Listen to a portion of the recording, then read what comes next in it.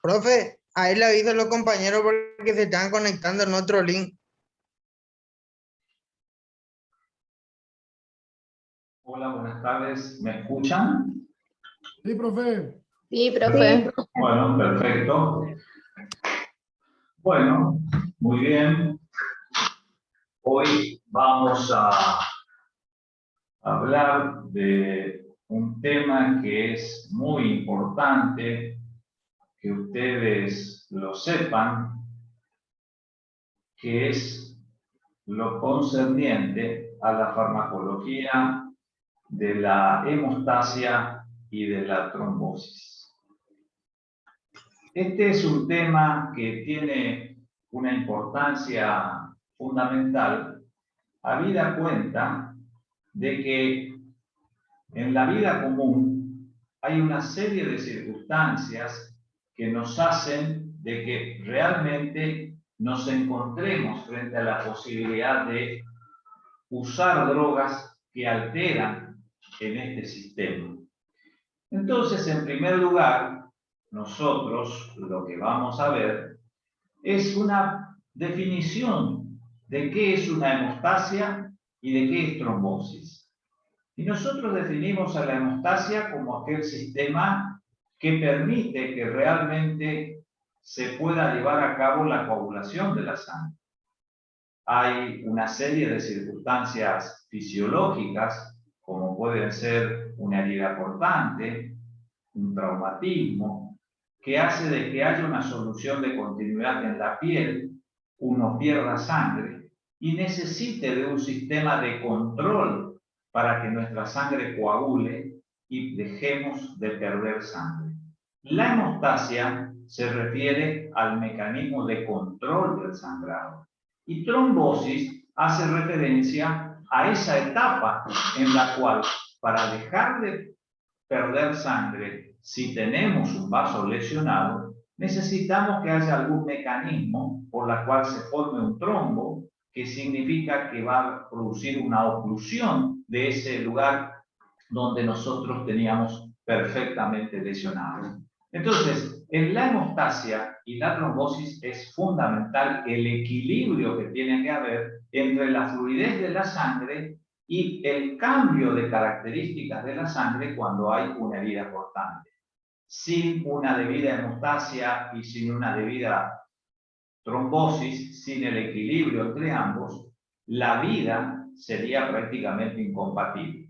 Entonces, uno dirá, ¿qué circunstancias son? Y yo les dije que hay circunstancias fisiológicas, como podían ser, por ejemplo, la herida cortante que recién hablamos.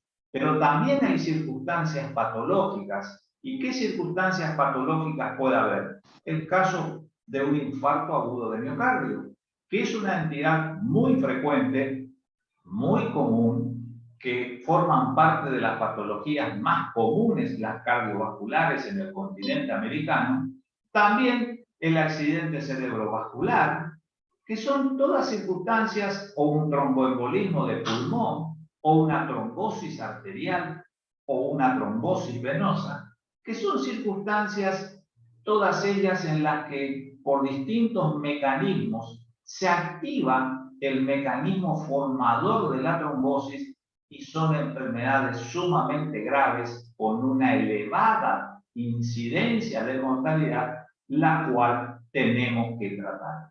Entonces, definiendo bien que la hemostasia es el sistema de control de la pérdida de sangre, ¿sí? Y teniendo en cuenta que la trombosis tiene que haber un equilibrio entre estas dos circunstancias, decimos que los profesionales de enfermería administran frecuentemente los fármacos que producen modificaciones en la coagulación. Terminamos de hablar de un infarto, terminamos de hablar de un tromboembolismo del pulmón, terminamos de hablar de un accidente cerebrovascular, de trombosis arteriales, de trombosis venosas, circunstancias todas que implican una alta mortalidad, ¿sí? Y una situación sumamente grave para el paciente. Entonces, de ahí la importancia que tiene que entendamos bien y conozcamos a grandes rasgos los aspectos fundamentales para el uso racional de este tipo de medicación. Para tener una introducción en el tema y marcar dónde nos vamos a ubicar, en esta diapositiva nosotros vemos que la médula, está representado ahí el cuello del fémur, siempre en la médula ósea, que es lo que está en el interior de los huesos. Nosotros tenemos una célula, que ustedes saben esto por fisiología, es un recuerdo de fisiología, que es la presencia de la célula madre hematopoyética. Esa célula madre hematopoyética va a formar las células que son precursoras de los tres grandes componentes que tenemos en la sangre, que son el componente megacardioblasto, que es el que produce la línea formadora de las plaquetas a través de la trombopoyetina y de una serie de factores que van a estimular la producción de las plaquetas. Vamos a ver en el otro extremo de la diapositiva la célula madre eritrocitaria o eritroblasto, como también se llama, que va a producir la eritropoyetina, que se produce mucho en el riñón, y que va a producir los glóbulos rojos o eritrocitos. Ustedes recuerdan que los pacientes que tienen insuficiencia renal no tienen eritropoyetina, motivo por el cual los pacientes con insuficiencia renal, cuando uno los mira, son pálidos. ¿Por qué? Porque les falta sangre. ¿Por qué tienen anemia? Porque no tienen eritropoyetina. Por eso es que en las sesiones de la diálisis se le administra la eritropoyetina. Y también tenemos la otra célula, que son las células de la serie leucocitaria, que van a formar los distintos tipos de leucocitos que todos nosotros conocemos.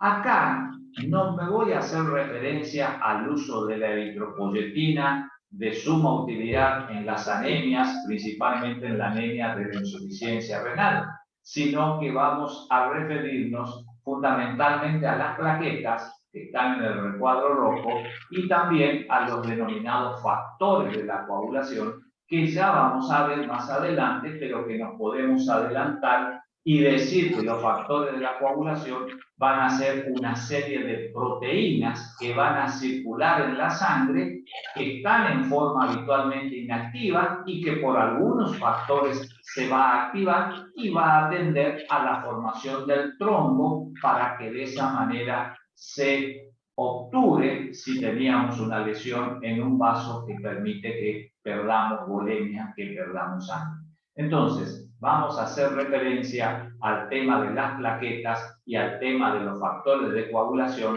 y el otro aspecto de la farmacología sanguínea acá va a ser dejado de lado.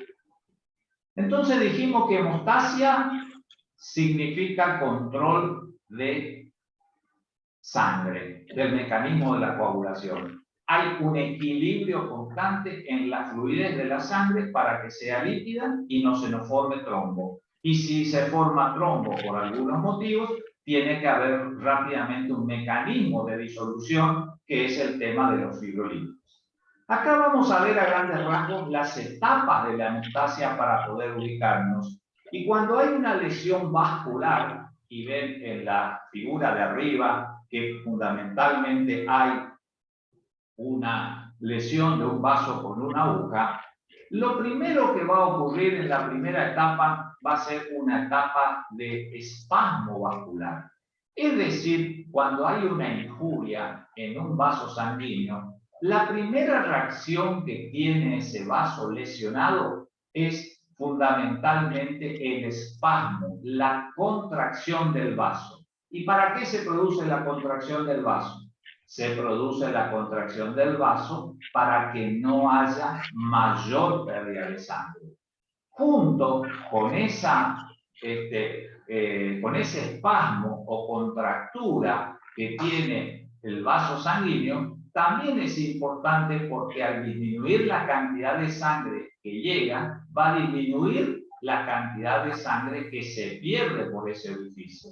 Pero ahí viene una tercera etapa de la hemostasia, que es donde juega un papel importante las plaquetas. Y las plaquetas, que tienen como función primordial la coagulación, rápidamente al circular se van a adherir a esa zona del vaso lesionado. ¿Y por qué se van a adherir? Porque va a haber una serie de sustancias. Una de ellas es la adenosín-difosfato o ADP, que después lo vamos a ver en el transcurso de la clase más adelante. Y el ADP o adenosín-difosfato es una sustancia que va a permitir que las plaquetas se aglutinen entre ellas. Es decir, esta sustancia moviliza a que una gran cantidad de plaquetas vaya a la inmediación del vaso lesionado.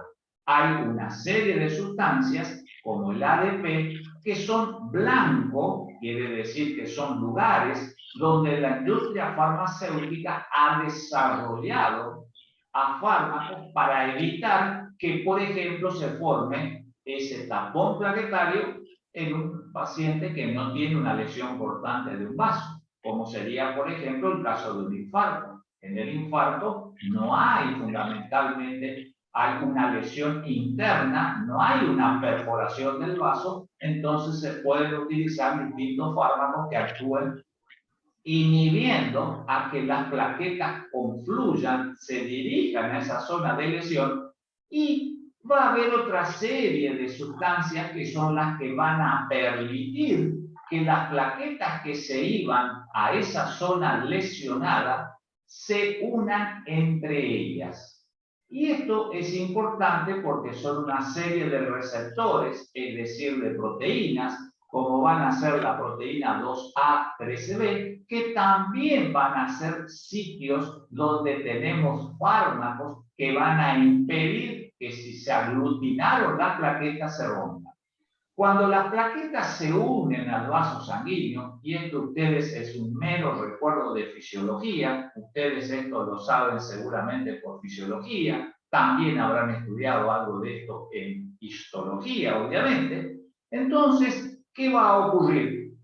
Una vez que las plaquetas se rompan, van a seguir produciendo una serie de sustancias que van a producir la formación de fibrina, que es el estadio final y que consiste en una especie de red que va a contener a los glóbulos rojos, a las plaquetas, con toda una serie de otras células que prácticamente van a tener como función la obturación de ese vaso sanguíneo. Entonces, nosotros decimos de ese vaso lesionado que las etapas son la de la lesión vascular, como ustedes ven ahí, la de contracción o espasmo de los vasos sanguíneos, la zona del tapón plaquetario, que es la zona de lesión, y por último, la formación de fibrina, que es el estadio final y que es una red. Acá vemos fundamentalmente de vuelta las 4 etapas más sintéticas: lesión o daño, la constricción del vaso sanguíneo, el tapón plaquetario y el coágulo de fibrina. Y en la diapositiva de al lado ven un corte de lo que sería con microscopio electrónico a los eritrocitos, que son los discos rojos, a esas células blancas que son las plaquetas y a ese hilo de color gris que es una red y que constituye la fibrina. Ese es el coágulo, y entonces nosotros vamos a estudiar una serie de fármacos que va a producir seguramente la disolución de eso o la rotura de las fibras de fibrina, pero que se van a clasificar eso de distintos modos y lo vamos a ir viendo paulatinamente. Todo esto que yo les dije es nada más que un mero resumen de lo que ustedes habrán leído en los textos de fisiología y de histología. Veamos algunos ejemplos para que ustedes entiendan el porqué de la importancia que tiene en conocer racionalmente algunos de los fármacos que van a modificar la coagulación y la trombosis. Y acá vemos un ejemplo de la práctica común. Ustedes, licenciados de enfermería, una de las funciones que más tienen, que son muchas funciones importantes, pero una de las más trascendentales es la administración de los fármacos.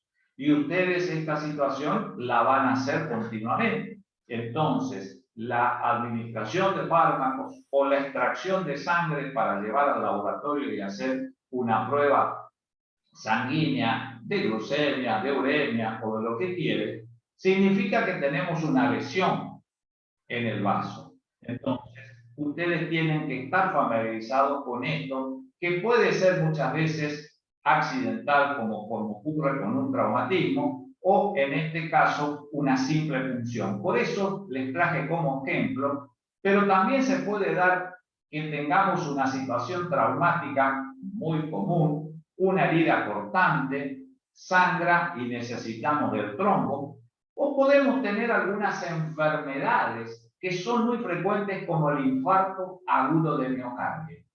Ya ustedes me escucharon hablar a mí cuando explicamos el tema de los vasodilatadores coronarios. ¿Por qué se daban los vasodilatadores coronarios? Se daban fundamentalmente porque nosotros teníamos una patología, una enfermedad en una arteria coronaria, que es una rama de la aorta, que lleva la sangre y a través de la sangre lleva el oxígeno al músculo cardíaco. Y cuando se producía el infarto, esa zona del músculo cardíaco se contrae con menos fuerza, con menos velocidad. Es decir, lo que ocurre es una hipoquinesia, hipo significa menos, kinesia movimiento, o una aquinesia.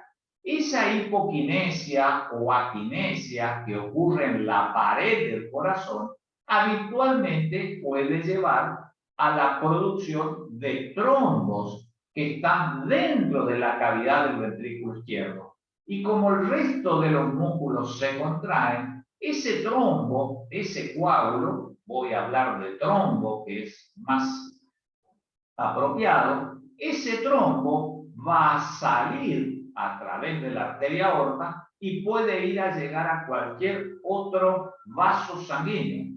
Puede llegar a una pierna, en las arterias ilíacas, tibiales o pedia, y se produce una embolia, que es el resultado de la fragmentación de ese trombo, y como consecuencia tenemos una isquemia que, si no la tratamos adecuadamente, seguramente terminará en una gangrena de la pierna y en una futura amputación. Y puede ir a la arteria coronaria, a la arteria carotidia o a cualquiera de sus ramas y nos va a producir un infarto agudo de miocardio.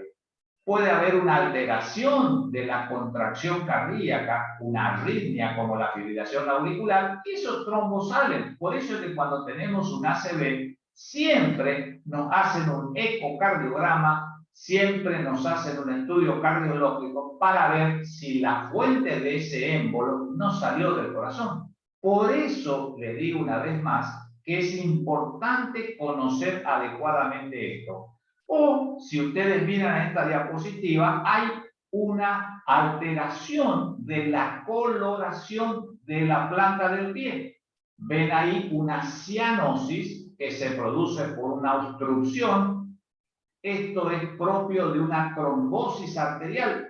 Es un cuadro grave. Si no se revierte en 6-8 horas, después de las 24 horas va a ser irreversible y seguramente en 5 o 7 días inexorablemente estará con una amputación y la pérdida del miembro.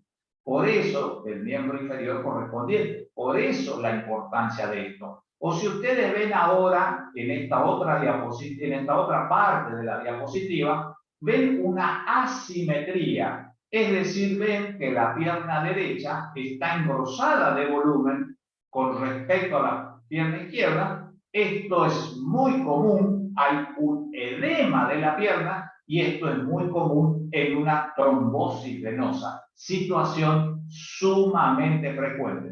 O quizás el más llamativo, ven acá lo que sucede. Ustedes ven un vaso que color blanco amarillento, van a formar plaquetas, ácido graso. Todos se van al grosor del vaso sanguíneo.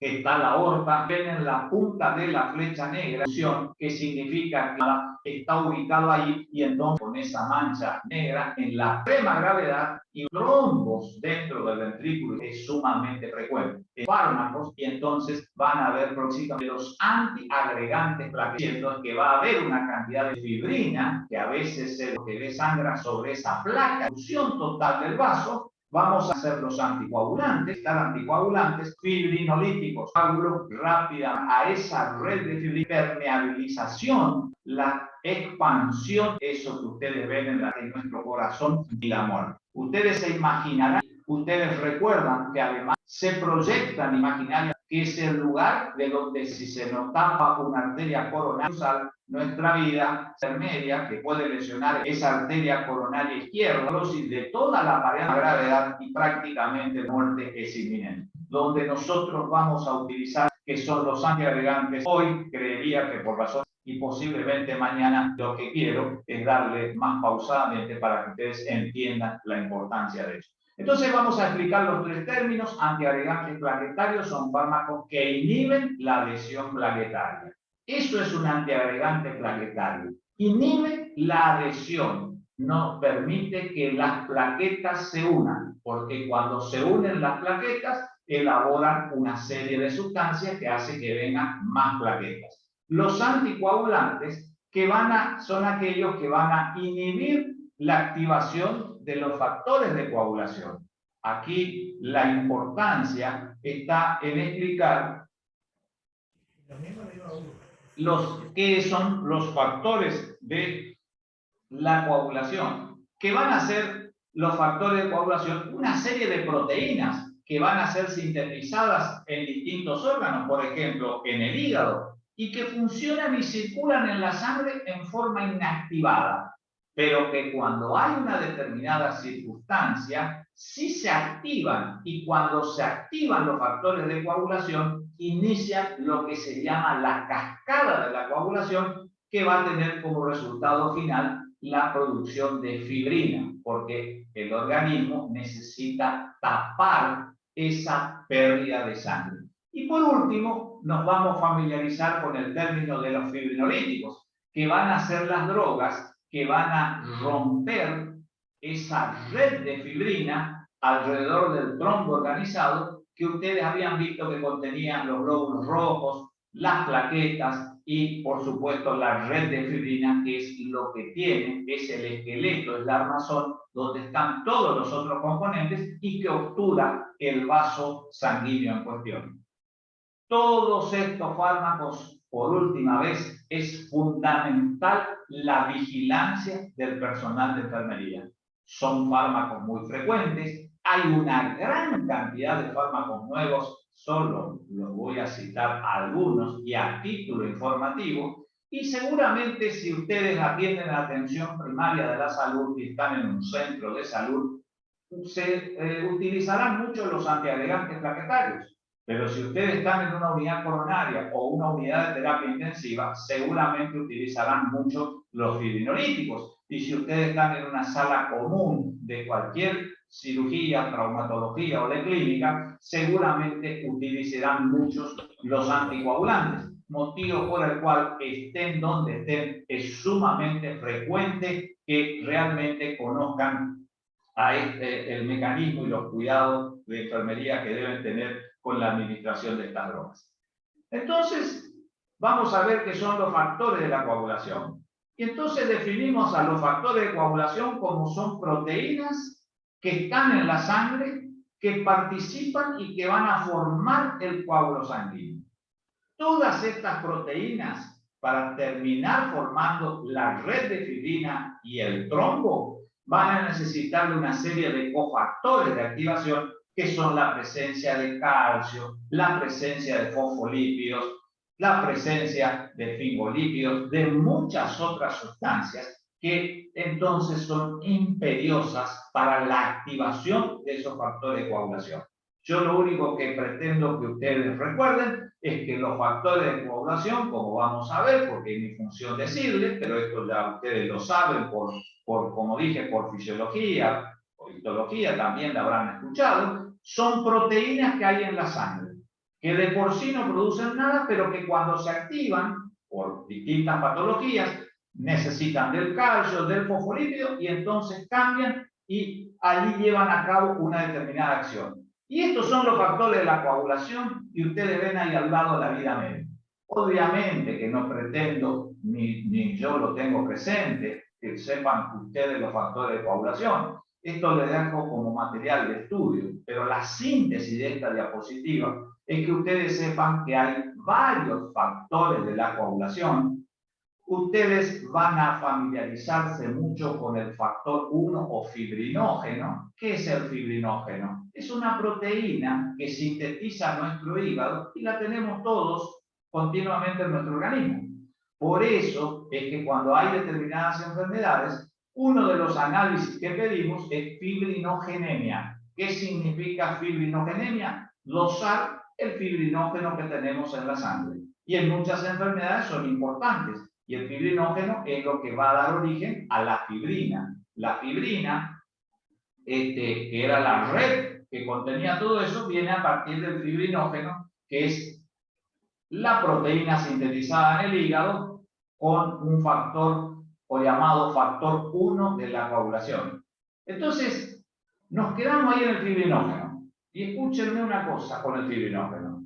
Si yo les digo a ustedes que el fibrinógeno, eso ya lo saben por fisiología, ustedes que se sintetiza en el hígado, y yo tengo una enfermedad hepática, como por ejemplo una insuficiencia hepática por una hepatitis A fulminante, una insuficiencia hepática por un alcoholismo agudo, por una cirrosis hepática, o por cualquier otra enfermedad viral que me produzca una hepatitis fulminante, así sea por drogas. ¿Cuál es la consecuencia final? La insuficiencia hepática, y como en el hígado se producía fibrinógeno y el fibrinógeno se transforma en fibrina, por eso es que ustedes entienden ahora por qué cualquier persona que tenga cualquier enfermedad hepática está llamado a tener manifestaciones de sangrado. Y por eso es que ustedes ven que en la hepatitis aparecen petequias, equimosis, hemorragia digestiva, hemorragia digestiva alta, baja, manifestaciones de sangrado cutáneo, etc.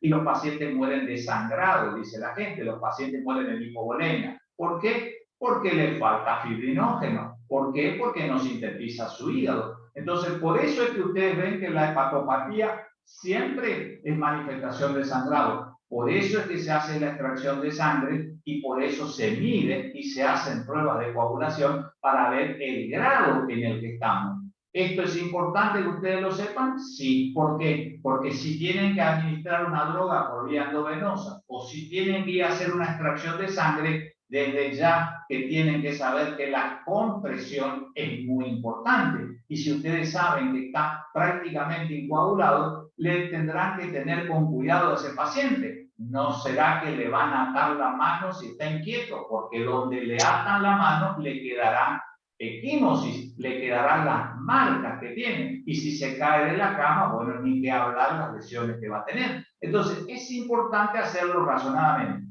Les tomé como ejemplo el tipo 1, el factor de tipo 1 que es el fibrinógeno y el factor de tipo 2 que es la protrombina. Ustedes saben que hay una determinación cuando nos vamos a operar que se llama concentración de protrombina y que nos dice qué cantidad de protrombina tenemos en la sangre para que cuando el cirujano nos opere, sea una cirugía convencional, una láparo o lo que fuera, nuestro organismo va a responder adecuadamente a la coagulación y su valor normal es de 80 a 100%. Imagínense que no es lo mismo la persona que tiene una enfermedad hepática, que tiene una cirrosis, que tiene 30% de protrombina.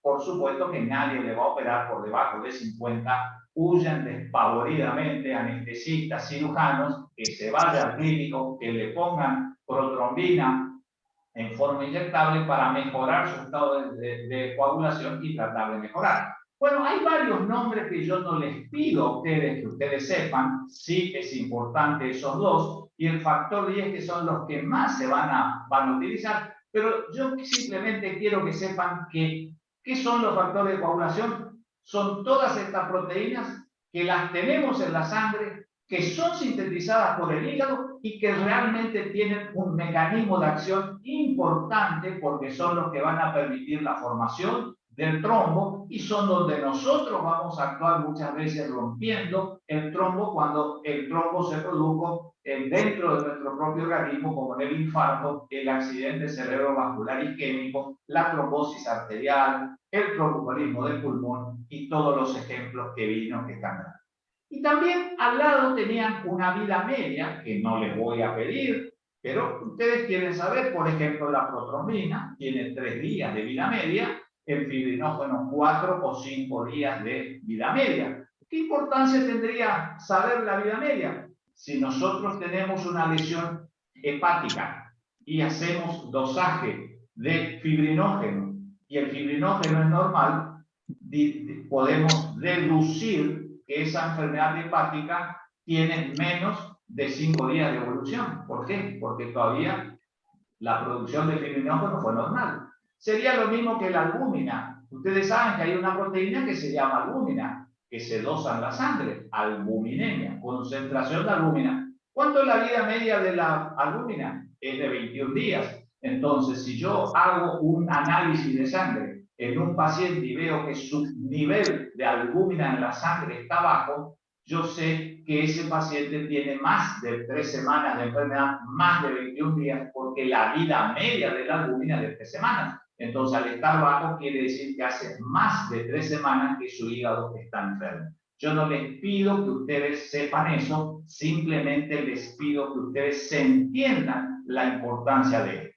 Bien, esto de la cascada de la coagulación, que son las acciones de todo esto que vimos acá, hay 2 o 3 que yo les muestro a los fines de que ustedes entiendan la importancia de las drogas que vamos a ver. Y siempre que hay un vaso dañado,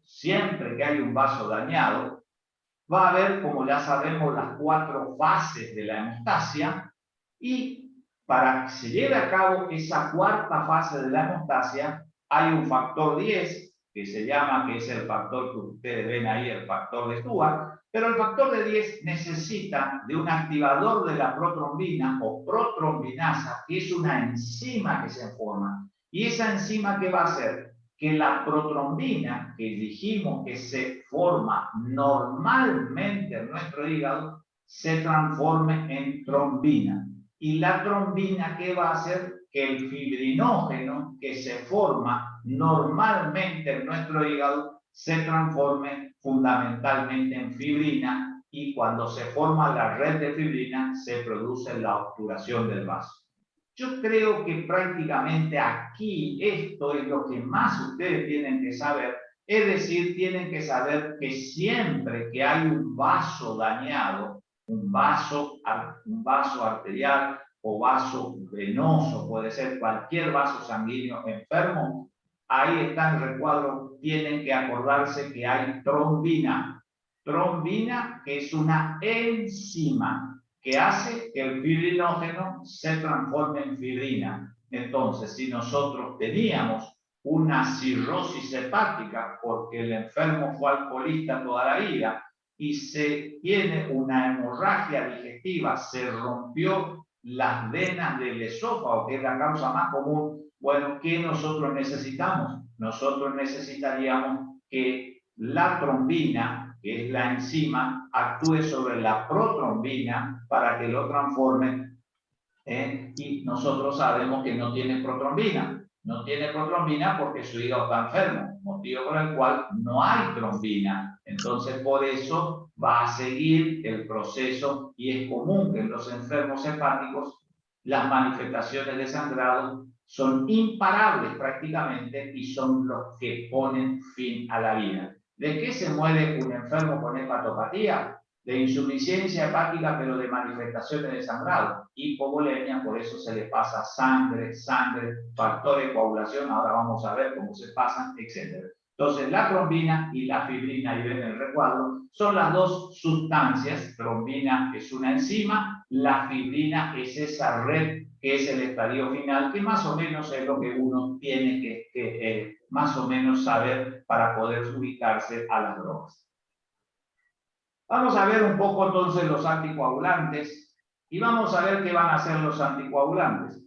Vamos a ver que los anticoagulantes van a ser una serie de sustancias que las vamos a dividir en dos grandes grupos de acuerdo a su vía de administración, y entrando ya exclusivamente en el tema de la farmacología, y que van a ser los parenterales o que van a ser los orales.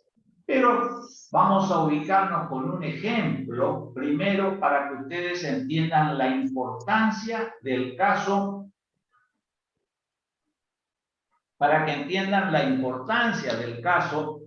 en cuestión. Y entonces vamos a tomar, por ejemplo, si ustedes quieren, una trombosis arterial, es decir, se fue un trombo y se ubicó en la arteria tibial, es decir, en la pierna, y bueno, obviamente que nuestro pie, el tercio inferior de la pierna, está muy comprometido. O puede ser una trombosis venosa, también de la vena apoplitea, y la trombosis venosa por lo general, de acuerdo al tamaño, cuando las venas son de menor tamaño, como serían, para que ustedes tengan una idea, de la rodilla para abajo, no tienen la misma importancia que cuando es de la rodilla para arriba, porque cuando son de la rodilla para arriba son más embolizantes. Y entonces, si uno tiene en la vena apoplitea una trombosis, ¿cuál es la complicación más temible? La embolia del pulmón, el tromboembolismo de pulmón. Y el tromboembolismo de pulmón es un cuadro sumamente grave.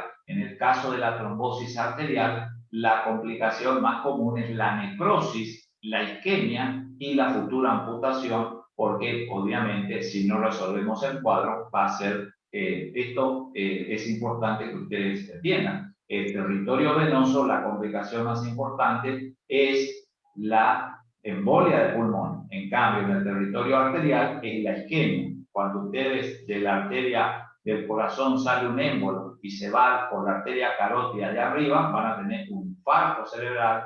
Si se fue al riñón, van a tener un infarto renal. Si se fue a la circulación, como dije, un infarto de la pierna, de cualquier parte del cuerpo donde se impactó. Pero cuando es el territorio venoso, la complicación siempre va a ser la embolia de pulmón fundamentalmente.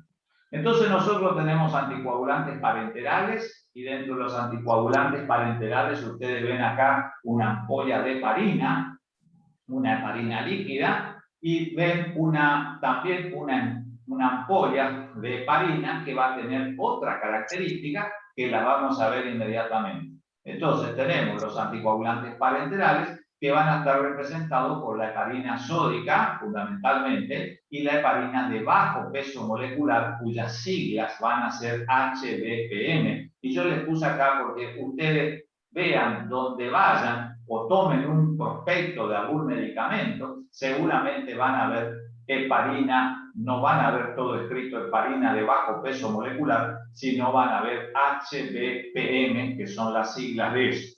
Y vamos a ver los anticoagulantes orales, que son los que van a ser administrados bajo la forma de comprimidos, y son fundamentalmente la warfarina y el otro es el acenofumarol, que son las dos drogas prácticamente clásicas. Es decir, que esta diapositiva les resumiría a ustedes todas las drogas anticoagulantes que conocemos y que son ya viejas y que tienen varios años en el mercado y son las más utilizadas. Pero en la actualidad hay un sinfín de drogas nuevas que, como les dije, solamente algunas las vamos a estudiar, pero les vamos a citar para que ustedes tengan idea, porque quienes van a trabajar en una unidad coronaria posiblemente van a ver otros anticoagulantes, e incluso en la sala de clínica médica, donde en mi hospital, en el hospital central, hoy en día todo paciente que tiene obra social ya no se utiliza más para la anticoagulación la warfarina ni la senocumarol, se dan los nuevos anticoagulantes orales porque van a tener algunas ventajas que las vamos a ir.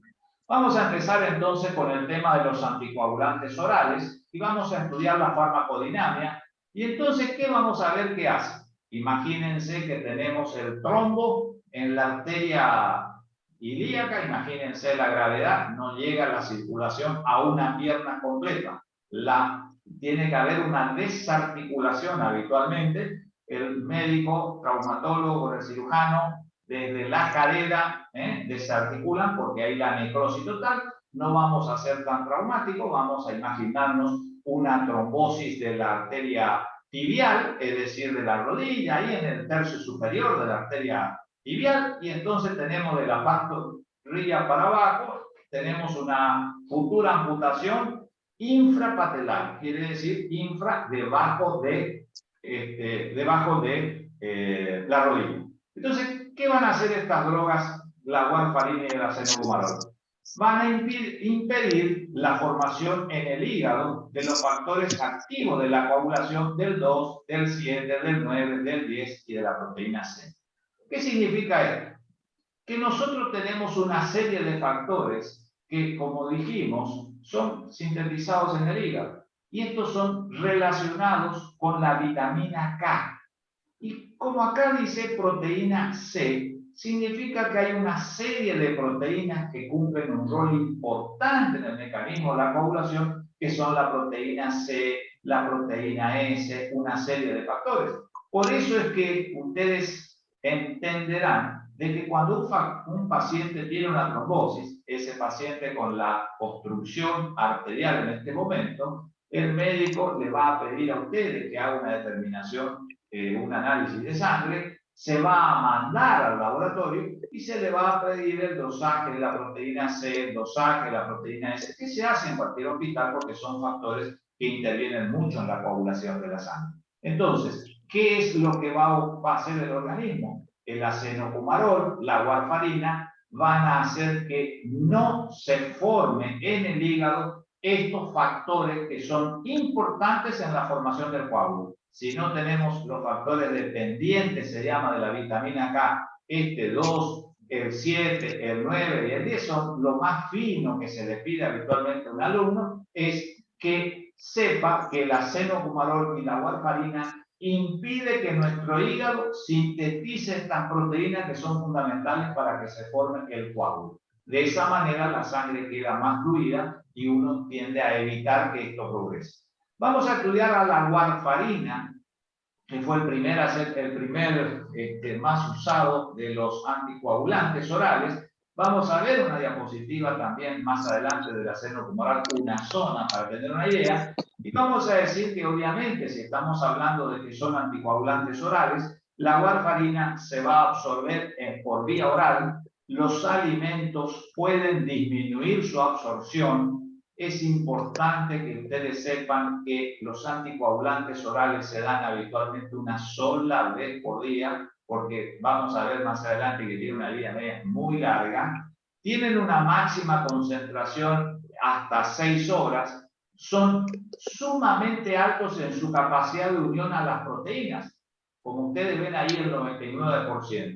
¿Saben qué importancia tienen? Que al unirse tan alto a las proteínas, en un 99%, tienen la capacidad de desplazar a otras drogas de la unión que tienen a la albúmina, motivo por el cual, si ustedes dan anticoagulantes y dan otros medicamentos que tengan menos capacidad de unión a la proteína, ese medicamento que tiene menos capacidad de unión a las proteínas está más alto en el nivel de sangre, tiene mayor concentración de sangre, motivo por el cual va a tener mayor toxicidad farmacológica. Por eso es que es importante que ustedes sepan que los anticoagulantes orales tienen muchas interacciones farmacológicas. Uno de los motivos es por la capacidad de unión a las proteínas.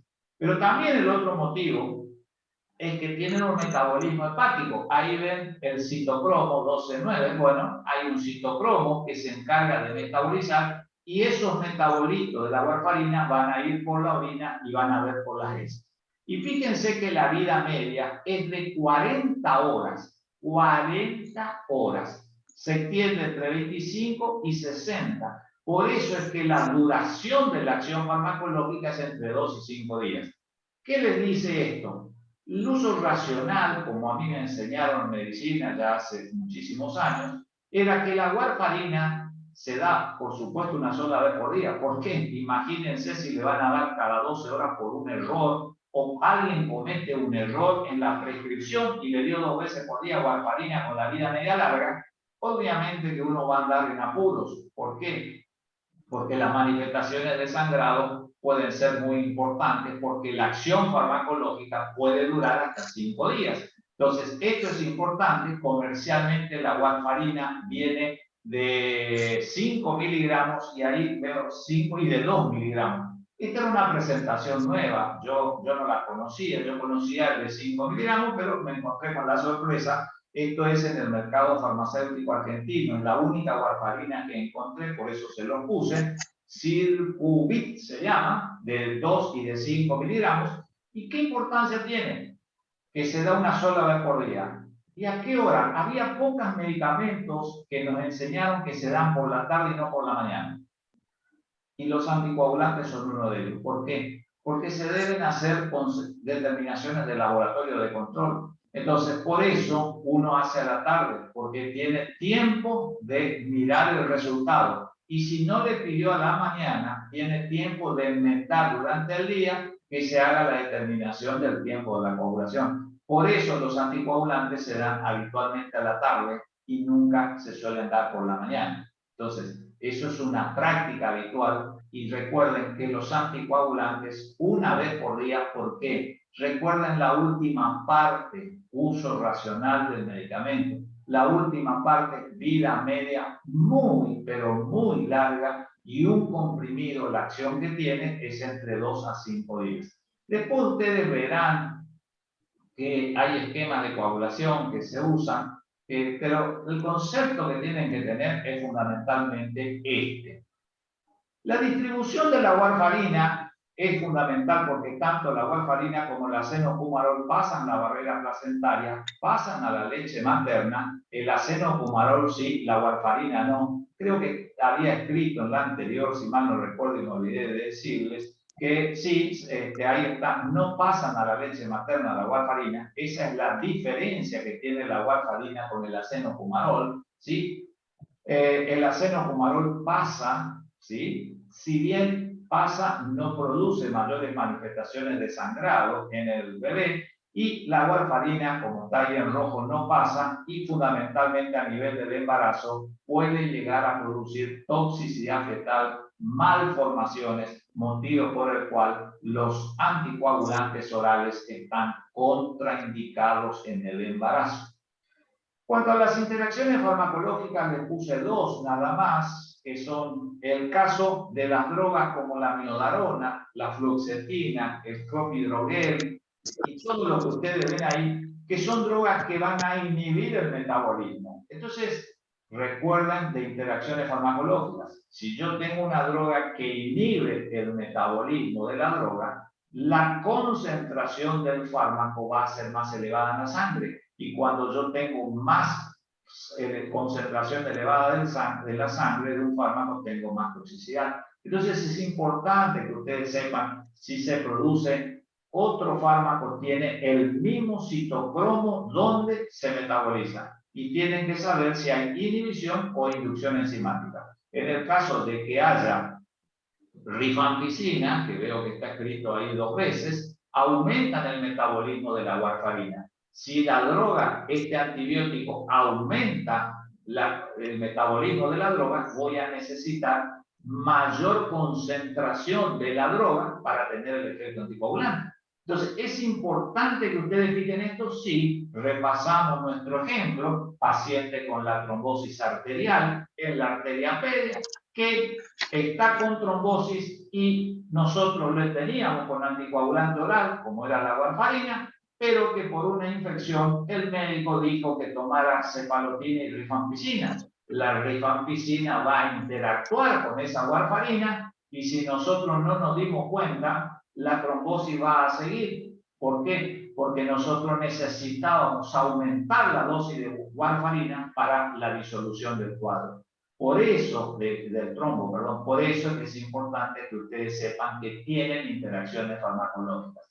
Yo simplemente quiero que recuerden que tienen interacciones farmacológicas, alguna droga o por cuál es el mecanismo y nada más. Es imposible que uno sepa todas las drogas. Para eso uno abre el prospecto, entiende de farmacología, mira y resuelve. Entonces, esa es la importancia que tienen. Y si, por ejemplo, tenía una infección y estaba con metronidazol, ¿sí? Ocurriría el efecto contrario y tendríamos que bajar la dosis de warfarina porque si no el paciente tendría, si bien mejoraría la obstrucción arterial de la pierna, podría morir de una hemorragia digestiva o de cualquier otra manifestación que tuviera por exceso de la coagulación. Esa es la importancia que tienen las interacciones farmacológicas. Y como ven ahí, para terminar esta diapositiva, las interacciones aumentan el efecto anticoagulante con el peligro de hemorragias, las drogas de arriba, amiodarona, fluoxetina, clopidogrel, todas las que inhiben el metabolismo del citocroma 12-9 tienen peligro de hemorragia. Fíjense si es importante o no es. El último aspecto, que es importante que lo sepan, es el de la medicación. Por eso un cuidado de enfermería muy útil en esto es la educación que le dan al paciente y lo que son la dietoterapia. ¿Por qué? Porque todos los alimentos que tengan una alta concentración de vitamina K, como dijimos que los factores 2, 5, 7 y 9 son factores K dependientes, todo lo que son las verduras de hoja verde, ¿sí? Es importante saber que va a necesitar dosis más alta de warfarina.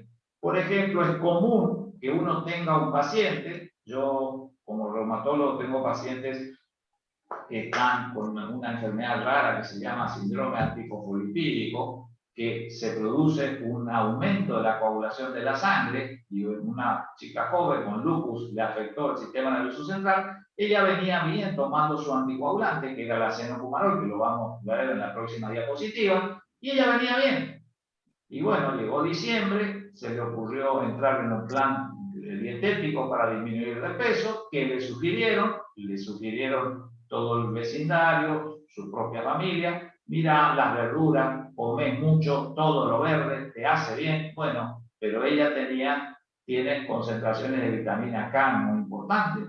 Entonces, ¿qué pasó? Empezó a empeorar el cuadro por nuevamente un agravamiento de trombosis. ¿Qué pasó? Perdió su estado de coagulación útil porque hay interacción. Las verduras tienen mucha vitamina K, motivo por el cual la dieta en el paciente anticoagulado tiene que ser estricto y es una de las causas más frecuentes de fracaso en la anticoagulación. Cuando el enfermo dice que toma la medicación rigurosamente y ustedes le creen, pregúntenle si cumple la dieta. Lo más probable es que haya cambiado la dieta y esté tomando mucha vitamina K con las hojas verdes y entonces se produce la alteración y uno tiene que aumentar el requerimiento del anticoagulante.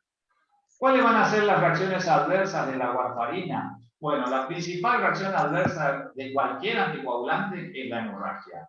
Y ahí le puse en rojo y ahí me detengo. Cuando uno dice hemorragia, ya en forma razonada, significa que está perdiendo sangre.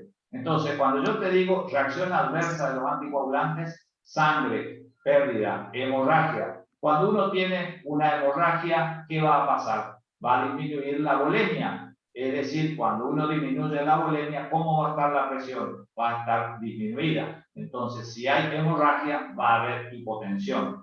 Cuando hay hemorragia y cuando hay hipotensión, la sangre va a circular menos, motivo por el cual habitualmente la piel es más pálida, motivo por el cual entonces ya automáticamente me dicen hemorragia, hipotensión, palidez, y bueno, y así sucesivamente. No me voy a detener a decirle todo, pero razonadamente la hemorragia lleva a una serie de otros eventos que están relacionados con ello y que son reacciones adversas de la anticoagulación.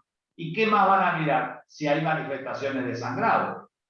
Estas drogas producen trombocitopenia. No es tan importante la trombocitopenia, que significa disminución en el número de plaquetas, pero sí son muy importantes el dolor abdominal. Y esto es una cosa muy seria en un paciente que recibe anticoagulación. El dolor abdominal es una manifestación de sangrado, tiene una hemorragia digestiva, empieza porque se siente mal o simplemente es la gastritis del medicamento. Producen alteración del gusto, producen flatulencia, producen diarreas, náuseas y vómitos. Estos son comunes con los anticoagulantes orales.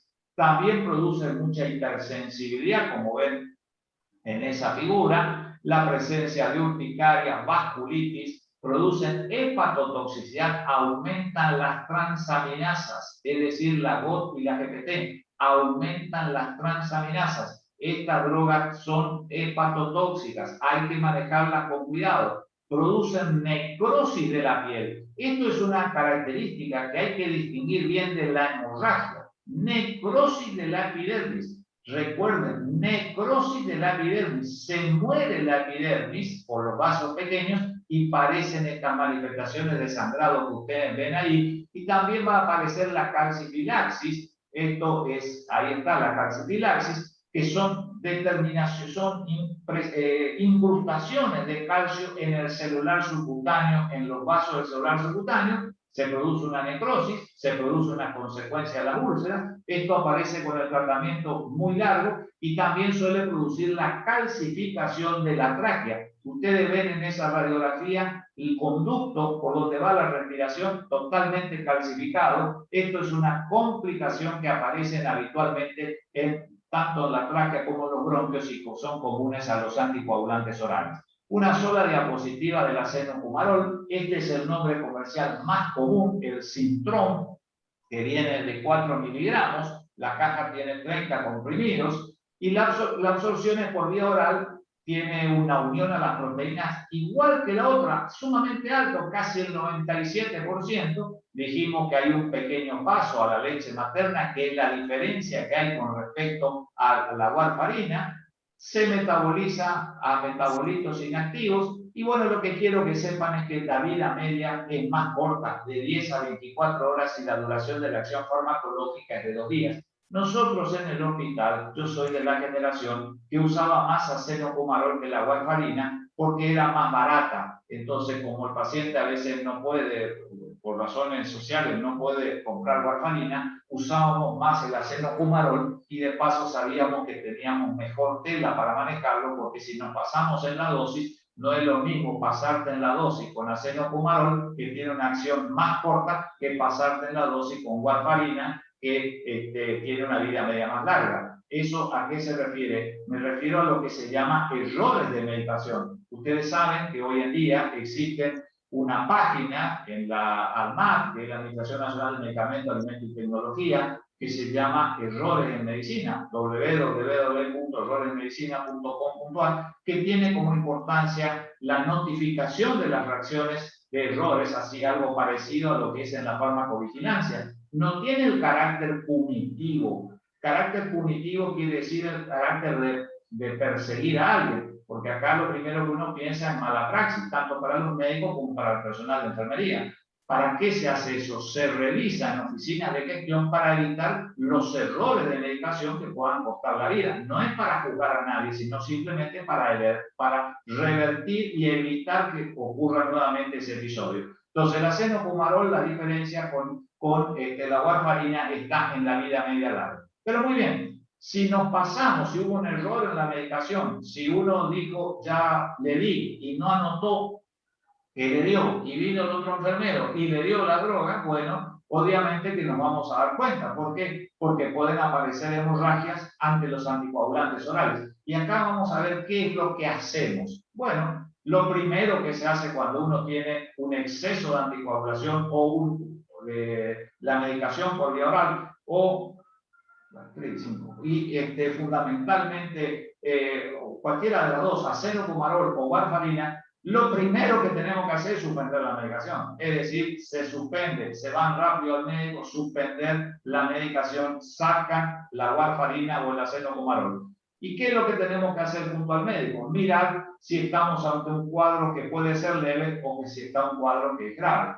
¿Qué es un cuadro leve? Un cuadro leve es aquel que no repite importancia. Apareció a lo mejor un leve sangrado en la encía, pero uno no sabe, a lo mejor ve que es un leve sangrado en la encía y así como es leve en la encía, es leve en la mucosa del estómago y uno no va a ver. Y a un paciente anticoagulado uno va a pensar 2 veces si le va a mandar a hacer una endoscopía o si le va a poner una sonda. Se ponen sondas en los pacientes, nasogástricas en los pacientes, pero de un material especial. Mire, si le van a poner una sonda nasogástrica, que desde donde empieza a lesionar la mucosa va produciendo un hilo de sangre y el paciente se muere con una hemorragia digestiva traumática. Es decir, se colocan con cuidado sondas siliconadas, con cuidados especiales, porque hay ciertos cuidados que no podemos permitirlo en un paciente que está anticoagulado. Entonces, si es leve o si es grave, ¿qué es una hemorragia grave? Que tengo una hemorragia digestiva. Le controlamos la presión, bajó la presión, subió la frecuencia cardíaca, está taquicárdico, la presión sigue bajando, entró en shock, tiene una hemorragia interna, es un cuadro grave. Tiene hematuria, tiene hemoptisis, le sale sangre por la nariz, le empieza a vomitar sangre, aparecen hematomas, ustedes se van, vienen a la hora y el paciente está lleno de hematomas. Bueno, obviamente que estamos en un cuadro totalmente distinto. Si es grave, lo que vamos a hacer es administrarle 2 o 3 unidades de plasma fresco congelado o los factores de coagulación. Ya vamos a ver más adelante lo que es el plasma fresco congelado. El plasma fresco congelado es un sachet de sangre donde se depuran los glóbulos rojos, los glóbulos blancos y se quedan los factores de coagulación que hay en el plasma, donde están todos los factores de coagulación y nosotros le pasamos. Se llama fresco congelado, ¿por qué? Porque en el procedimiento, nosotros al extraer, después van a ver una foto de esta mañana que yo le saqué al Hospital Central, fui al banco de sangre del hospital y dije que tenía que dar una clase para ustedes y le saqué foto a la unidad de sangre, al plasma fresco congelado, le saqué foto a lo que es la plaqueta para que ustedes tengan una idea de los colores y la importancia que tiene. Y entonces le pasamos los factores de coagulación que son lo mismo que produce nuestro hígado, pero que nosotros lo compramos en la farmacia. Ahora van a ver el costo de lo que eso tiene, obviamente. Administramos entonces, ¿para qué? Para darle los factores de coagulación para que nuestro paciente siga manteniendo la pierna. Y si es leve, le administramos vitamina K. Mire, le digo por experiencia, esto es muy común para nosotros que tenemos mucha experiencia en esto. Lo mismo la administramos grave o no, lo mismo la administramos vitamina K. La diferencia es que sabemos que es más importante darle el factor que la vitamina K, pero no es tan así como están los textos que solamente al leve se le da vitamina K. Y se le da vitamina K por vía endovenosa, y el problema con la vitamina K es que la acción, como dice ahí, aparece después de unas horas, no es inmediata. En cambio, ustedes al pasar el factor de coagulación, la acción que tienen es inmediata. Y el plasma fresco congelado tiene que ser por menos de 8 horas, es decir, se le sacó al paciente, al donante, se centrifugó, se metió en la heladera a menos 21 grados centígrados, o sea, súper congelado, y se pasa en el transcurso de menos de 8 horas, lo ideal menos de 6 horas. Es decir, ¿qué pasó si el paciente se murió? ¿Ese plasma sirve o no sirve? Sí sirve, porque se puede administrar hasta 1 año. Lo que pasa es que la concentración de los factores de coagulación en las 8 horas, antes en las primeras 8 horas, es mucho más alto y a medida que más tiempo pasa, se va disminuyendo la concentración, entonces sigue siendo efectivo, pero ya tiene menos concentración de los factores coagulantes. Después vemos y se lo explico más adelante, creo que hay diapositivas de eso.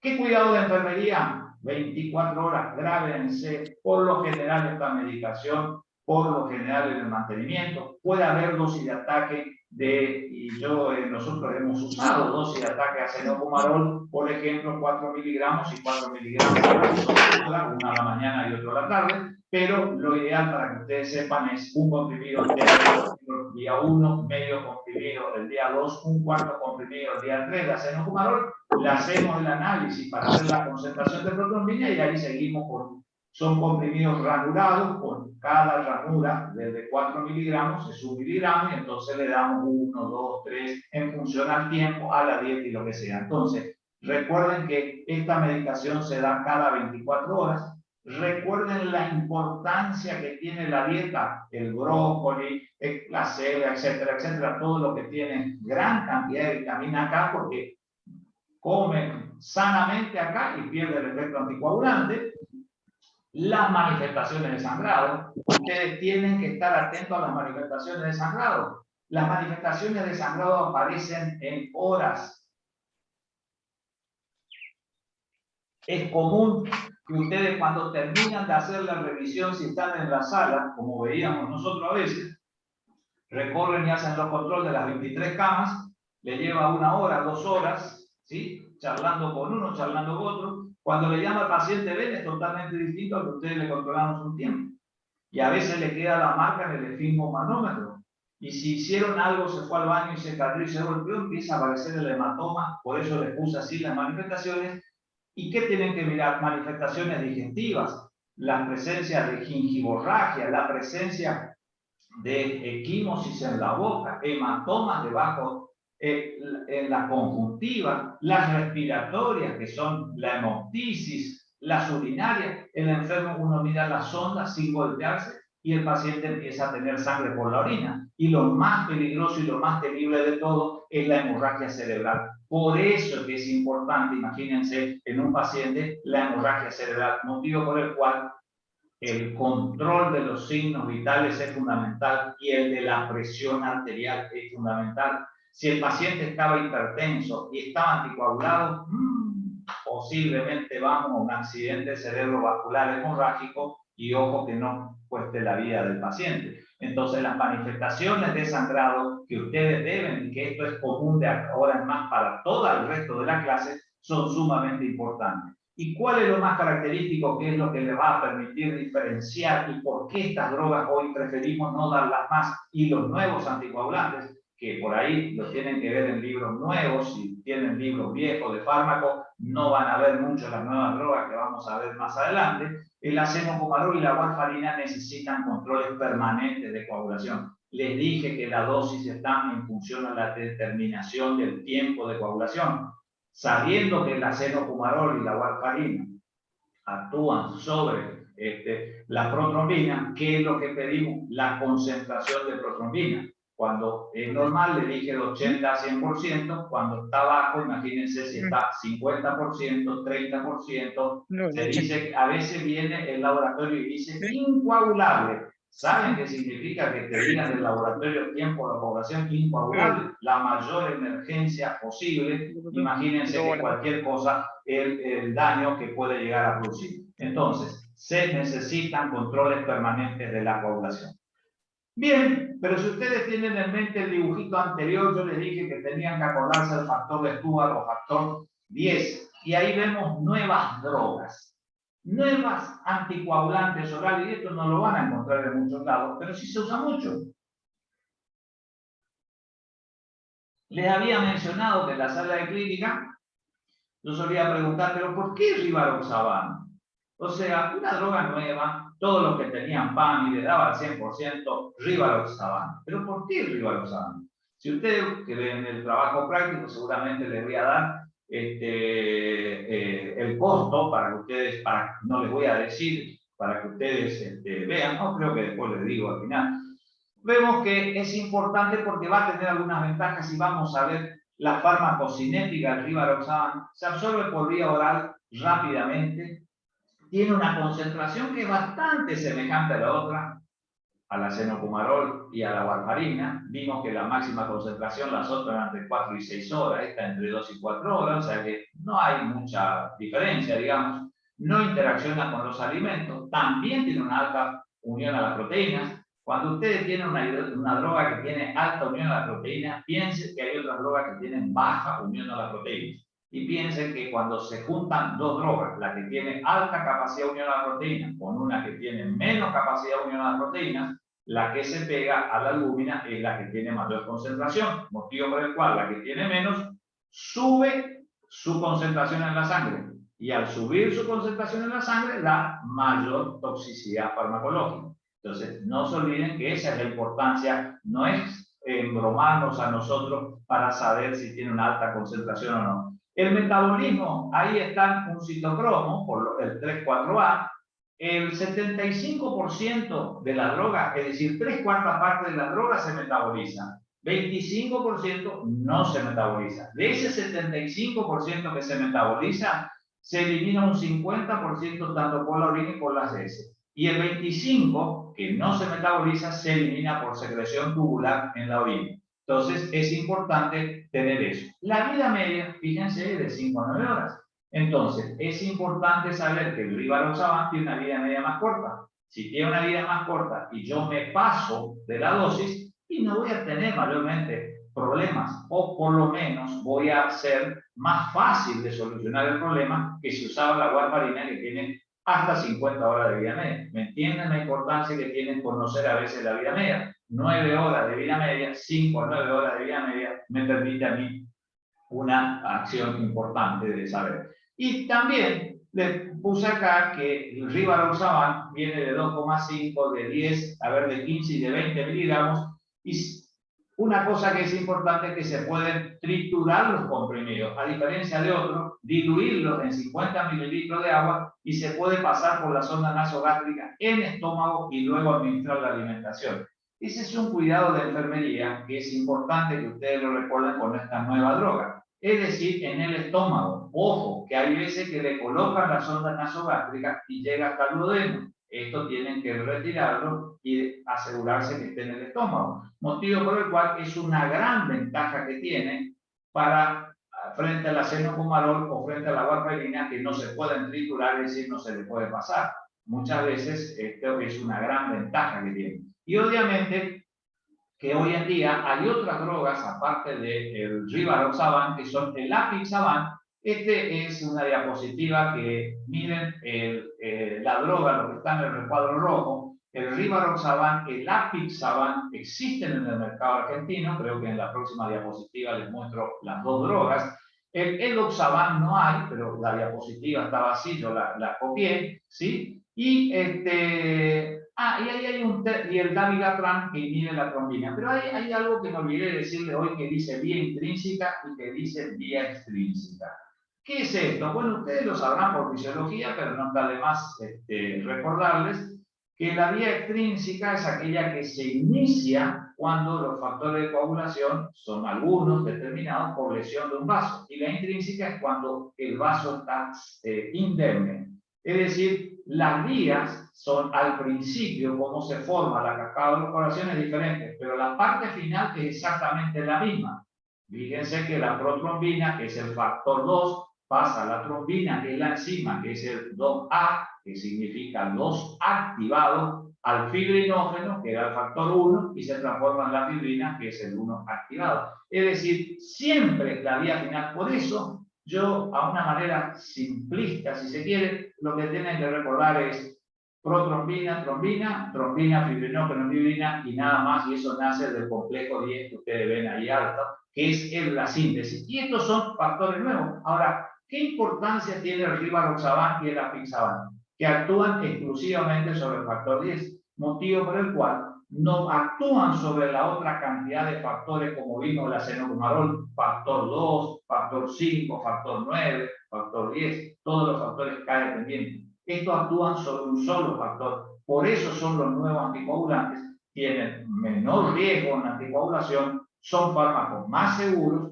no necesitan hacer controles permanentes de análisis de sangre. Entonces le decimos al paciente que del interior, mire, cómprese un comprimido de rivaroxaban de 10 miligramos, tome todos los días, venga dentro de un tiempo, de una semana, le hacemos el análisis y sabemos que no tenemos mayor manifestaciones de sangrado. En cambio, con el aceno y la warfarina, el problema está en que el paciente que es del interior no se puede ir al interior, porque si no tiene la posibilidad de hacer un análisis para ver cómo está su tiempo de coagulación, y mal va a estar su trombosis venosa, muy mal va a estar su trombosis arterial, y esos pacientes habitualmente no se pueden ir a su casa. Si tenemos la posibilidad de usar estas drogas, sí. Entonces, acá vemos el único nombre comercial que hay de la apixaban de 2 de 2,5 y de 5. Bueno, la Pixaban estaba viendo bien en comprimido de 60, pero sale 13.700 pesos. No es accesible a todo, sería una ventaja. Es decir, señores, 1 mes y medio, depende de la dosis, o si fue algo leve y anduvo bien, 2 meses de tratamiento, sale 13.700 pesos. Realmente que es bastante oneroso y no todos pueden recibirlo. Pero la ventaja que tienen es que tienen vida media, como les dije, más corta, actúan en forma más selectiva. Imagínense ahí, como ven la diapositiva, si actuó sobre el factor 10. El factor 10 lo tenemos todo circulando como todos los factores de coagulación. Se activó porque hubo un daño y el 10 pasó al 10 activado, a la protrombinasa, y la protrombinasa en trombina. Bueno, solamente actúa la droga sobre el factor 10. No actúa sobre el 2, no actúa sobre el 5, no actúa sobre el 9, no actúa sobre el 10. Es una droga más segura. El problema es el costo. Otros nuevos anticoagulantes. Y la industria farmacéutica cada vez, este es un tema apasionante, es muy frecuente. Miren, ustedes si van al hospital de alta complejidad, unidad coronaria, terapia, o en el hospital central también, van a usar seguramente muchas otras drogas. Por eso les dije acenofumarol y warfarina es lo viejo, esto es lo nuevo, pero lo que se usa, porque tiene muchas ventajas. Otros nuevos anticoagulantes, bueno, les saqué la diapositiva de algunos que son parenterales y orales. Miren, van a ver remarcado en rojo los dos únicos que hay. Inhibidores directos e indirectos del factor 10, que es lo que acá habíamos visto. El factor 10, el rivaroxaban, el apixaban, que son los dos que hay en la Argentina, ¿sí? Son importantes. Fíjense ahí, factor 10 solamente. Bueno, miren, hay parenterales de la trombina, lepidudina. Bueno, lo importante que ustedes sepan, el rivaroxaban, que lo vimos, el apixaban, que lo vimos, y el dabigatran. Los otros todavía no hay en la Argentina. Que no quiere decir que en un tiempo no va a haber, como esto a lo mejor les sirve de material de consulta para otros años de su carrera, por lo menos ustedes saben que hay varios. La lepidudina que había en la Argentina fue retirado del mercado por una cuestión de costos, obviamente, no todos han. Y el fondaparinux, que era un inhibidor indirecto del factor 10A, o sea, cuando salió el rivaroxaban, dijeron vamos a meterle todo al 10A. Entonces, le meten todo al 10A, actúan ahí, y el fondaparinux ya fue retirado del mercado, también tenía un costo alto, y bueno, quedan el rivaroxaban y el apixaban.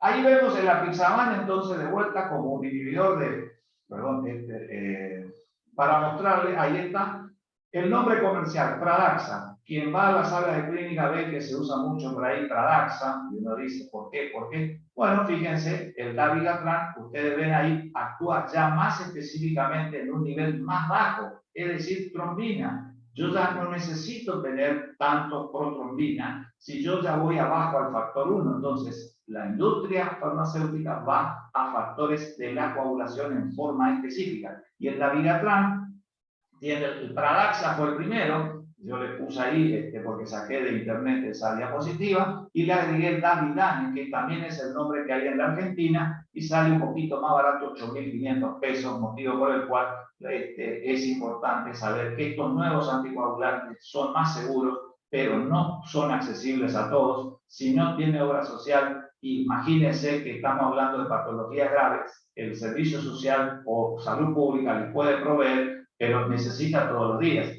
Un anticoagulante no puede decir, yo estoy tomando porque tengo una trombosis venosa y tengo que anticoagularme 6 meses, no puedo después del primer mes o de los 45 días esperar 2 meses hasta que me llegue el nuevo anticoagulante, porque obviamente mis resultados van a ser nefastos. Ni qué decir si tuve una trombosis arterial. Entonces recuerden que los nuevos anticoagulantes que existen, se usan, son importantes, pero el problema que tienen es el costo. Y a manera de algo final, recuerden que el acenofumarol y la warfarina necesitan controles permanentes de la coagulación. Esto es un concepto que quiero que quede claro. Si alguien no tiene obra social, es del interior y está alejado de un hospital, y se tiene que quedar, porque yo le tengo que monitorear continuamente. Entonces, no puedo mandar a un paciente, ¿por qué? Porque si es una trombosis venosa, se puede morir por una embolia de pulmón o puede darle una embolia de pulmón y ser nuevamente derivado. Y si tiene una trombosis arterial, bueno, ni qué pensar porque obviamente que es mucho más, el cuadro más rápido que en el caso venoso, aunque si es una embolia de pulmón también es fulminante el cuadro. Y entonces los nuevos anticoagulantes no necesitan de un monitoreo continuo, el problema es que son mucho más costosos. Esta diapositiva les muestra un poquito las contraindicaciones que hay para la anticoagulación de los orales, pero sirve para cualquier droga que sea anticoagulante.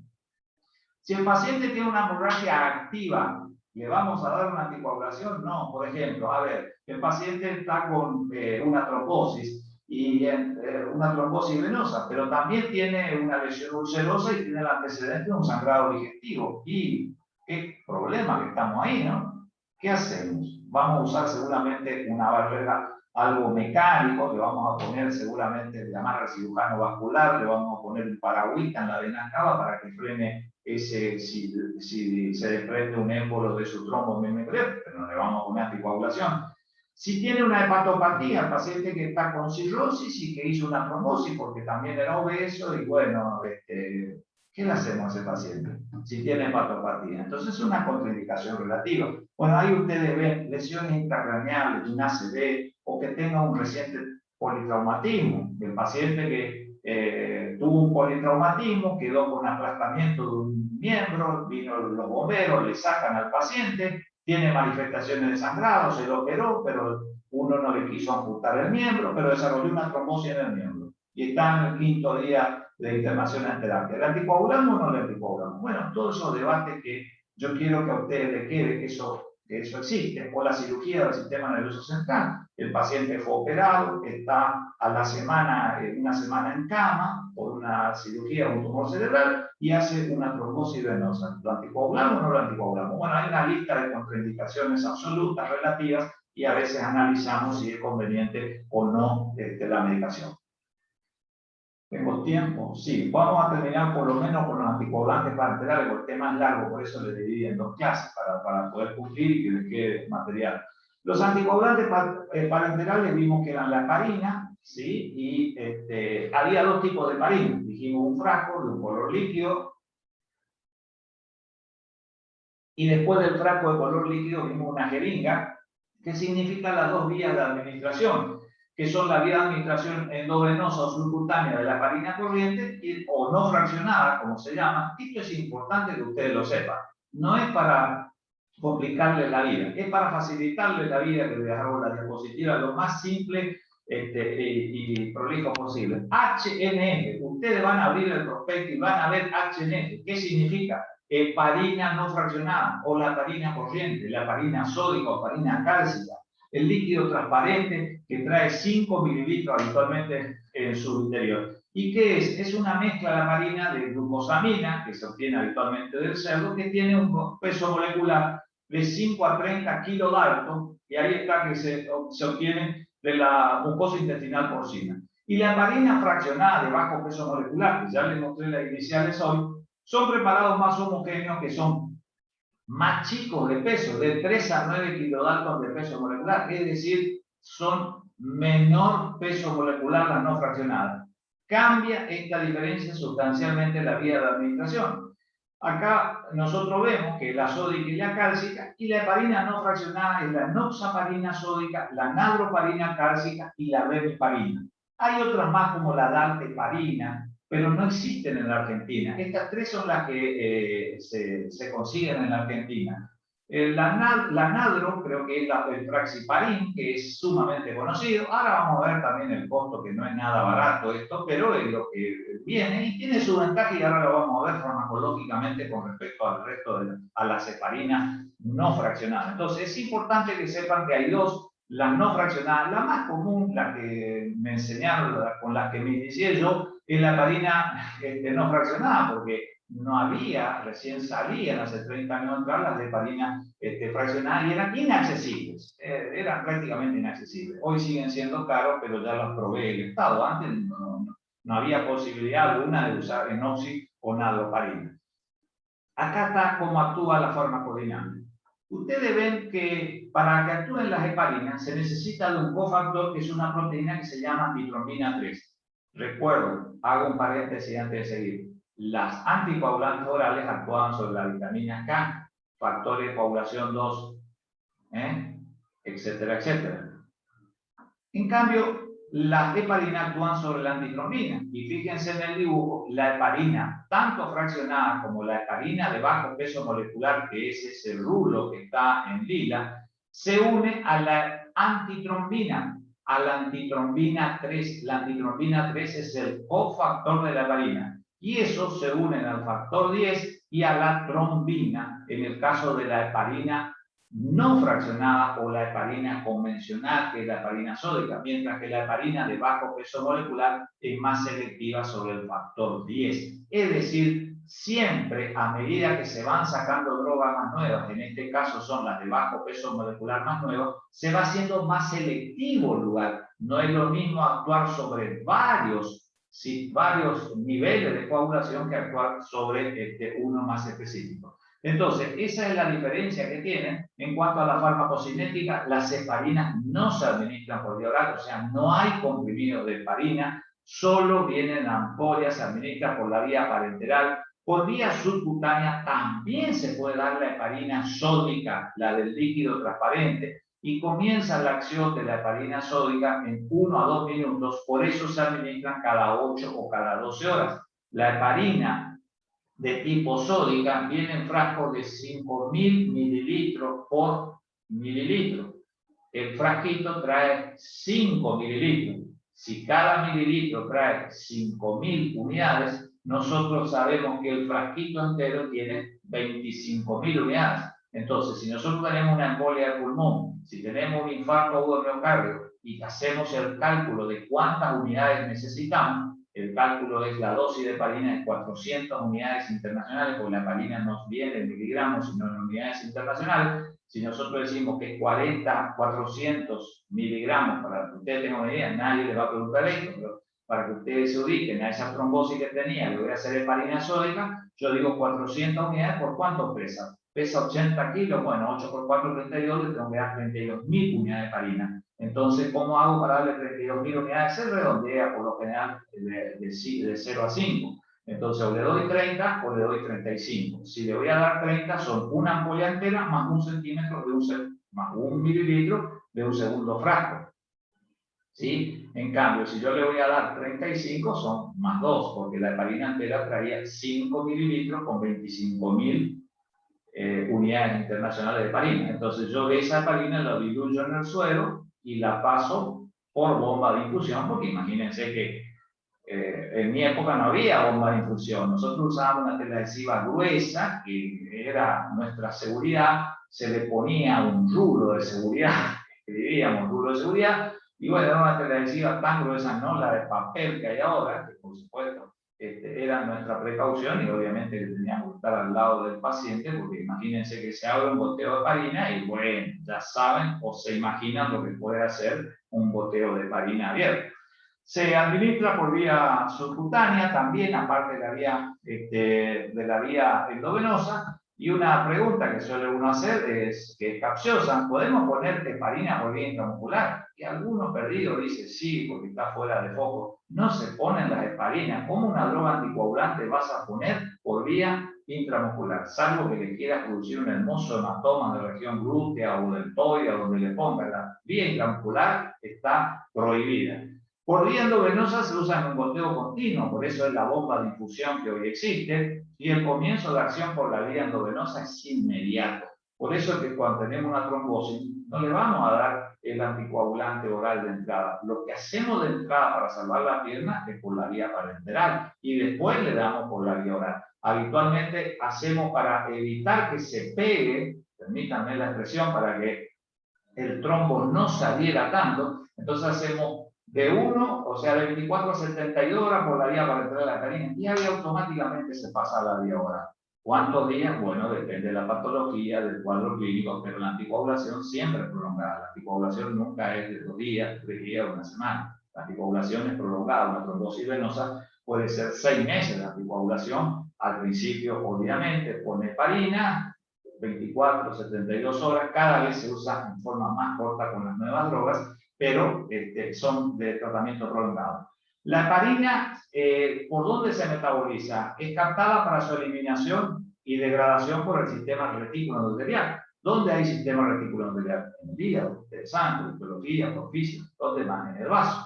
Y una pequeña cantidad no se degrada y aparece en la orina. Y las heparinas de bajo peso molecular están contraindicados en insuficiencia renal. Siempre que tienen un clearance de creatinina bajo, no se deben hacer. Ahora, la vida media de la heparina no fraccionada, la de bajo peso molecular, es de 4 a 6 horas. Y la vida media de la heparina no fraccionada, es decir, de la sódica, de la cálcica, depende de la dosis, pero habitualmente siempre es corta, 1, 2.5, hasta 5 horas, dependiendo de la dosis. A ver, yo le dije que la dosis, nadie le pregunta, en promedio 400. Ahora, hay circunstancias donde hay refractariedad, gravedad del cuadro, donde uno va a hacer más de 400 unidades de insulina, de heparina. Por eso es importante saber que cuando más alta es la dosis que hacemos, mayor es la prolongación de la vida media, motivo por el cual ojo con el exceso en la anticoagulación. En cuanto a la distribución, no pasan a la leche materna, no pasan la barrera placentaria, motivo por el cual, a diferencia de los anticoagulantes orales, las heparinas son útiles en el embarazo. Es decir, si hay una mujer embarazada que tiene una trombosis, contraindicado los anticoagulantes orales, pero sí se puede usar la heparina. Ahora, si va a entrar un trabajo de parto, bueno, obviamente que se suspende 24 horas antes. Algunos hablaban de 48 horas antes, pero si nosotros sabemos que la heparina tiene corta vida media y usaba 5 horas, con 24 horas antes es suficiente para interrumpir. Ahí está lo que les decía, suspender 24 o 48 horas. Y acá vemos entonces una mezcla de heparina bajo peso molecular y el fondaparinux, que está la vida media. El fondaparinux, el que tenía larga vida media, pero fue retirado del mercado, o sea que esto fue una diapositiva hecha creo que el año pasado, que la traje acá, pero si le sirve, bien, pero si no, no. ¿Qué diferencias hay entre la heparina no fraccionada y la heparina bajo peso molecular? Fíjense las diferencias. Y a mí lo único que me interesa es la última parte de la diapositiva. La heparina no fraccionada tiene interacción con las plaquetas. Y eso es importante. En cambio, la heparina de bajo peso molecular tiene escasa interacción con la plaqueta. El segundo aspecto, que está ahí por el medio, es la vida media. Repetimos, la vida media de la heparina de bajo peso molecular es más prolongada que la heparina que tiene no fraccionado, la heparina sólida.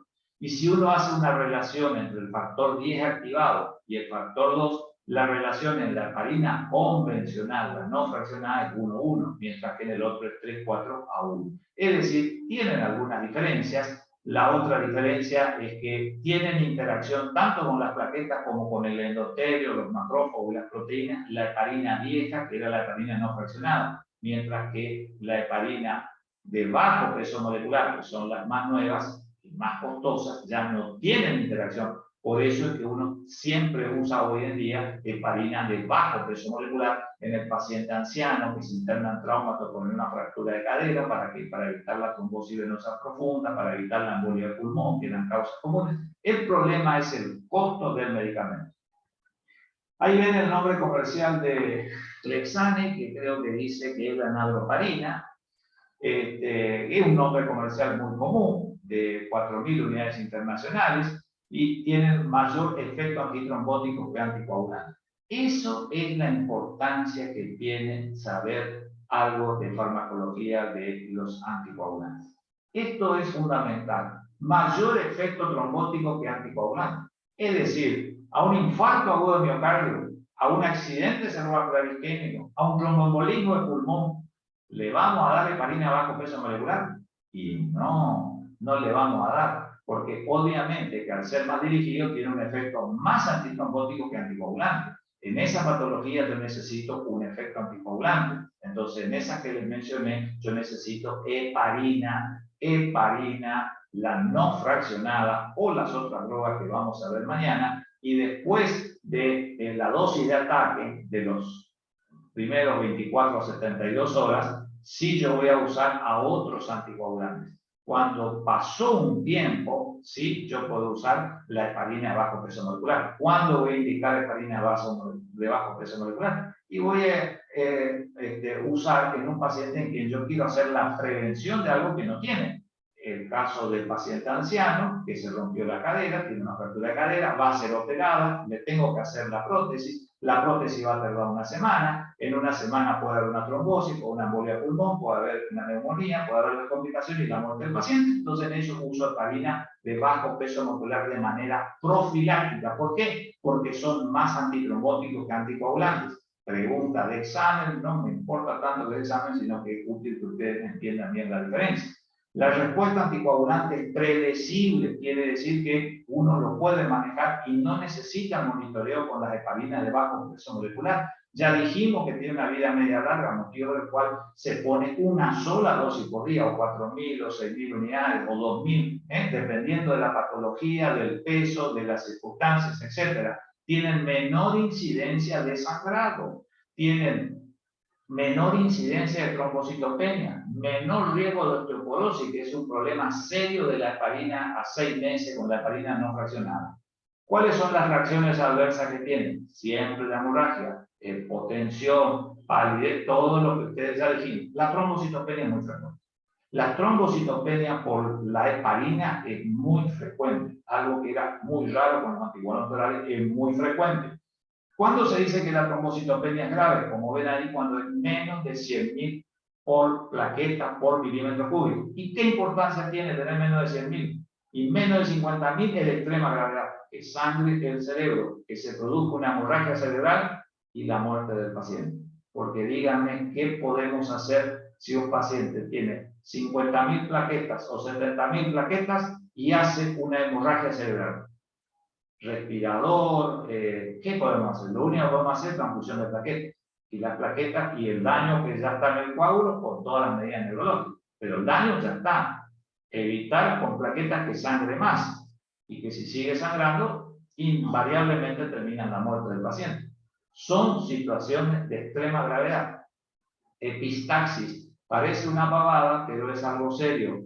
Ya presta atención que hay una manifestación de sangrado. Le puse las leves, la gingivorragia, revisen las encías. A un paciente que tiene anticoagulantes, paciente de campo acostumbrado a usar palillos para la higiene dental, le van a decir, sí, use palillos. ¿Para qué? Para que tenga manifestaciones de sangrado. Por eso son una serie de cuidados que hay que hacer para evitar. ¿Qué le van a hacer? ¿Tiene rinitis? Bueno, hay que humedecer la nariz con solución fisiológica. Se va a meter el dedo en la nariz, acostumbrado, tiene que cambiar ciertos hábitos del paciente.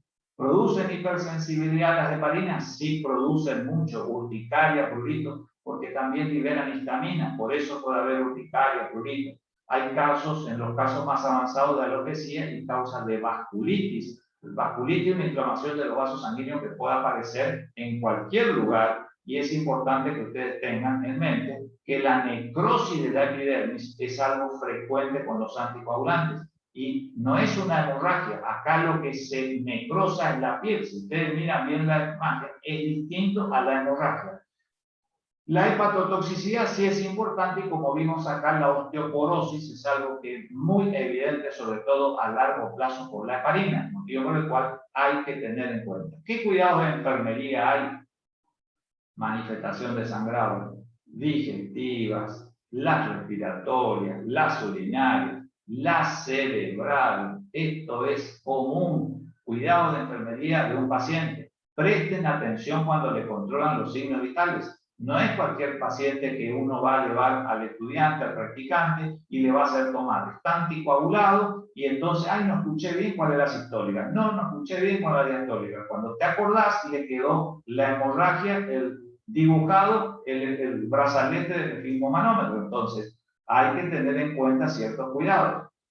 ¿Qué cuidado hay que tener? Los cuidados, cuando termina de hacerse la extracción, la compresión. Paciente anticoagulado, compriman bien. ¿Para qué? Para evitar el sangrado en napas que se produce como un babeo. ¿Sí? Hay que poner fundamentalmente varios minutos, dependiendo de la droga que esté, ¿La inyección intramuscular la vamos a poner? No le vamos a poner la inyección intramuscular. Esto es común. Y yo le digo, esto es común. Ahora, ¿qué dice la literatura? Todos sabemos, quienes tenemos experiencia en uso de heparina. Yo durante cuántos años usé la heparina. O sea, esto uno trata de evitar, pero es la función arterial para gasometría. Si vos tenés una embolia de pulmón, está en un respirador o está con oxigenoterapia y tenés que hacerle gasometría arterial.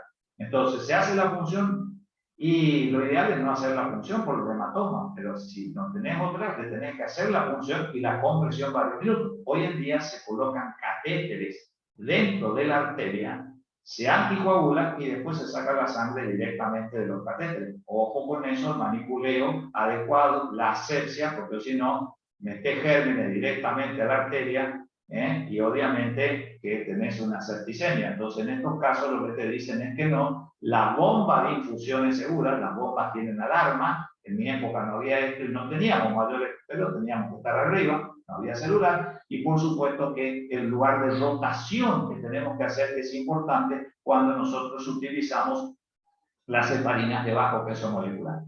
Ahora bien, cuando tenemos una hemorragia por heparina, ¿qué hacemos? Siempre suspendemos la medicación. Cualquier cosa que te pase, si está con una manifestación de sangrado, doctor, tiene una manifestación de sangrado, suspendo la medicación, cualquier enfermero, cualquier licenciado que sepa, lo primero que hace es que cierra el goteo. Te va y te avisa para ver si se retira, no sea que venga otro comedido o suceda algo y se abre de vuelta. Eso sucede en las emergencias. Suspendemos la medicación. ¿Qué miramos si es leve o si es grave? ¿Qué hacemos si es leve? No hacemos medidas específicas, lo observamos al paciente.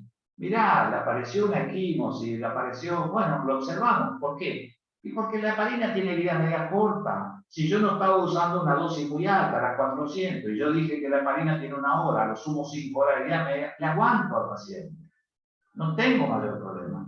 Ahora, si es grave y empezó a haber una hemorragia digestiva o empieza a haber un sangrado, fue al baño y dijo que viene por melena o sangró la hemorroides, nosotros tenemos un antídoto que se llama sulfato de protamina, que viene así, está en inglés, pero viene así en la Argentina, 50 miligramos en 50 mililitros. La relación, para que ustedes sepan, de lo que está ahí, la protamina, de una sola vez en mi vida usé la protamina, 1 miligramo neutraliza 0 unidades de heparina, se calcula cuánto de más pasó de heparina y se hace el cálculo por miligramos. Recuerden ahí, 10 miligramos por mililitro, se hace el cálculo, que una sola vez usé, pero teníamos cuidado y se estaba ahí continuamente, y entonces creo que antiagregantes plaquetarios lo dejaría para mañana porque es largo. Me quedan antiagregantes plaquetarios, me quedan trombolíticos y mañana en 1 hora y media le prometo que puedo llegar a terminar un poquito más rápido. Así que diría que lo dejaría acá y vemos